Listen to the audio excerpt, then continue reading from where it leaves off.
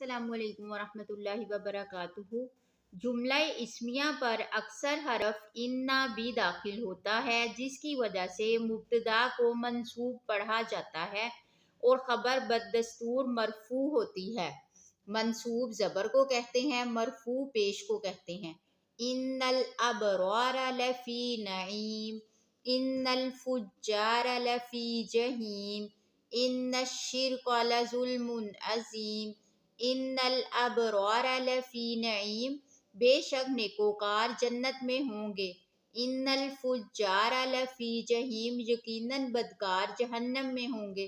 ان الشرک لظلم عظیم، بے شک شرک ظلم عظیم ہے۔